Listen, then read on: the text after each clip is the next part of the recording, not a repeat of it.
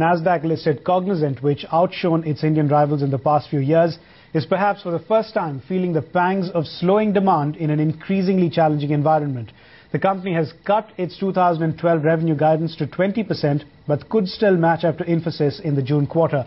Let's go across to the company's management, which joins us from Chennai to take us through the challenges that the company has factored in. We've got Mr. R. Chandrasekaran, the Cognizant's Group Chief Executive for Technology and Operations, joining us on the show. Mr. Chandrasekaran, firstly, thanks very much for taking time out to talk to us. Your decision to cut guidance is really the talking point today. Why the decision to cut guidance when you did meet your first quarter estimate? Tell us what the pockets of weakness that led to this really are. Yeah, thanks, Jaren, for having me on air. First of all, we are quite pleased with our growth, both the growth that we saw in Q1, which is actually a 2.9% industry-leading growth that we registered, and also the growth outlook, though we have reduced it from 23% to 20% for the full year. It's still, by far the industry-leading growth. So we are quite pleased with the past growth as well as the growth outlook for rest of the year. But what has led to the, reducing the overall guidance is the acceleration of demand that we anticipated at the beginning of the year didn't really live up to our expectation. It is much lower than what we had anticipated originally. That's what has led to reducing the guidance. But still, we are quite pleased with the growth outlook for the company. If you really look at all the industry segments, they are all poised for good growth. Even the troubled financial services segment, though it may grow slightly lower than the company average, but it's still growing at a healthy pace for us. And, healthcare, though dragged by the pharma segment, the payer segment is tracking extremely well. So overall, healthcare is also poised for good growth. Good growth opportunities exist in the retail and manufacturing segment, as well as in the other technology, communications, information media segment. So overall, we feel pretty good about the growth outlook for the company rest of the year. And we also see pretty healthy uptake in all the service lines, whether it is infrastructure services, BPO services, or consulting.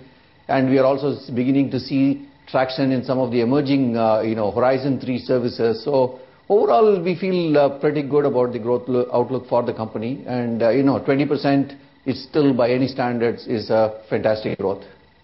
Sure, but, is slower growth and fogginess in demand the new normal for you and indeed, for the entire IT sector overall? I wouldn't characterize it that way. We just had, the acceleration was slower than what we had expected. Let me elaborate. In the banking segment, for example, overall our financial services segment grew healthily, right? But the banking sector was actually pretty flat in Q1, right? And some of the top banking customers, though they are gradually growing, but the discretionary spend that we were anticipating from those large clients are actually tapering down a little bit. But on the other hand, some of the medium-sized banks are increasing their, spend on, Cognizant. So that actually is growing at a very healthy pace. So overall, sort of a tempered demand as far as the banking segment is concerned. But on the other hand, the other part of the financial services, insurance, is tracking extremely well. Insurance grew by almost 6% sequentially last quarter. And we expect a good growth for insurance segment. So overall, banking and financial services will continue to grow, maybe slightly lower than the company, but still a lot of growth is out there. And similarly, on the healthcare segment, let me give you some more color on the growth outlook for healthcare. While on the payer side, we saw a fantastic growth in Q1, almost 7% sequential growth. So we expect the payer segment to continue to maintain the growth momentum, a very healthy growth rest of the year, but tempered by some slowdown that we saw in the pharma segment. As you know, pharmaceutical industry is going through a lot of challenges as many of the drugs are coming off patent. And, our business in the pharma segment particularly is all about discretionary spend. So as these customers are challenged, so the discretionary spend is actually coming down. So that leads to some softness in the pharma industry. So barring these two, we see pretty healthy outlook for our business overall. So by any standards, we are quite pleased with the growth outlook, though we have reduced the outlook from 23 to 20%, but it's still a very healthy growth for the company. And it will still be, by far significantly higher than the industry growth that NASSCOM has projected, which was about 11 to 14% for the year. Right. Right. So, but Mr. Chandrasekaran, would you say that the U.S. presidential elections that will take place towards the end of this year are one big factor for all the softness that you are seeing in the North American market, that, where people are holding back on certain decisions that they ought to be taking? I don't believe so. I don't think U.S. elections has got anything to do with the demand. Customers are still looking for improving the efficiency and effectiveness in their business, and they are really looking at partnering with companies like Cognizant to really be more effective in servicing their customers and also leverage our skills and capabilities to introduce newer solutions in the marketplace so that they can be more in tune with what their customers are expecting. So we don't believe that the U.S. election is a factor in the demand for our services.